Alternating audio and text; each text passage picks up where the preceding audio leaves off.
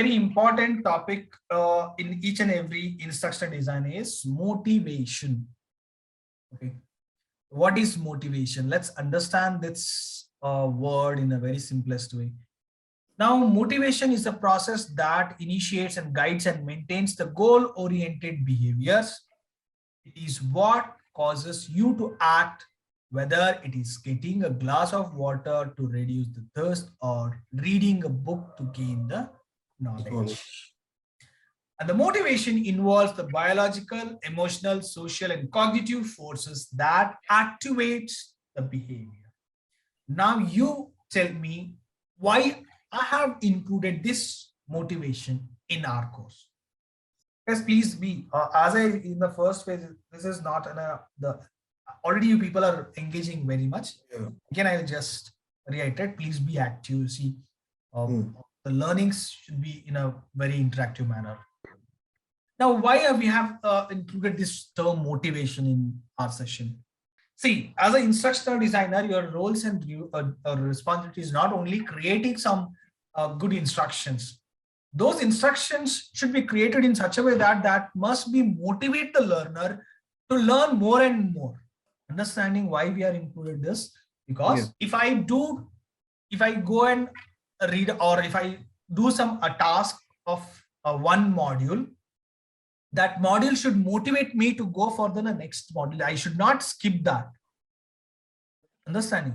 So that's the reason the motivation involves the biological, emotional, social, cognitive forces that activate the behavior. How activate? Like I'm talking biologically, emotionally, I'm connecting with some examples. Socially, we are taking cognitive forces, we are implementing. Those activate your behavior, like the behavior in the sense that activate you to go for the next module. So in such a way, you have to develop your instructional designs. Now, motivational design steps. Okay. So analyze, design, develop, and evaluate. So if we are not implementing, so if I implement this one, there is one model for this one. What is that model? IG model. Okay. So here I'm not implementing. It's only for the developing, like instructional design steps: analyze, design, develop, evaluate. These are the steps for the motivation design steps, motivating design.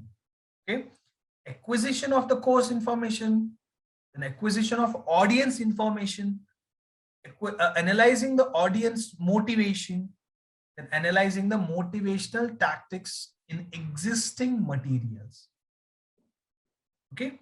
Then in designing, when it comes to the designing phase, how I should be motivated to design and how I can motivate the people, like describe the description of motivational goals and the assessment methods. Then the 6th point is identification of potential tactics and design of tactics. And the next one is integration of motivational tactics with the instructional plans. Then in develop part, it will be like development of those materials. And in the next phase, that evaluation of student reaction. Student in the sense the learner's reaction. Okay, learner's reaction. So when you develop that, it has to be in a motivational manner. Implementation, it is implemented because then only I will evaluate. So it's the implementation part is not considered. Yeah. Then motivation design steps. Okay. So what is motivation? Already we have studied. Then extrinsic and intrinsic motivation. So what does the intrinsic and extrinsic motivation, that we'll discuss in depth in the coming session, because we are following these things. Examples also we are following. What are those examples? What is this? So we'll study in those things in further. Then the next one is ERCS model for the student motivation. That is for learners.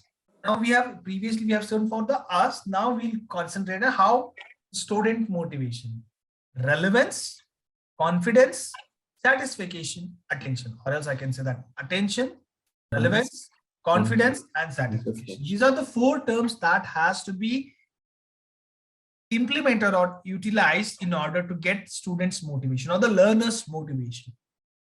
Okay.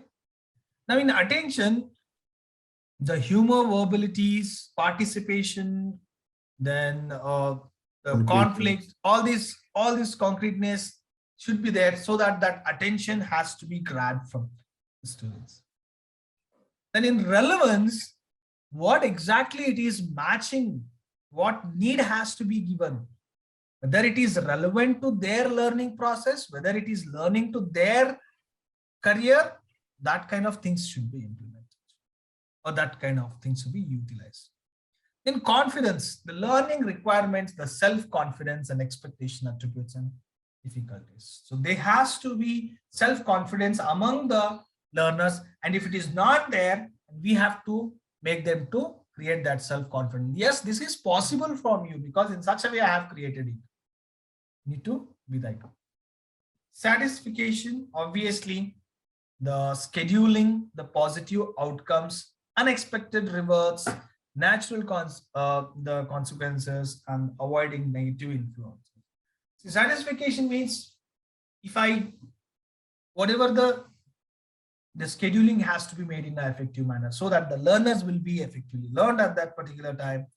Then I should focus on the positive outcomes, give them some rewards so that they will be satisfied with the learning. Clear?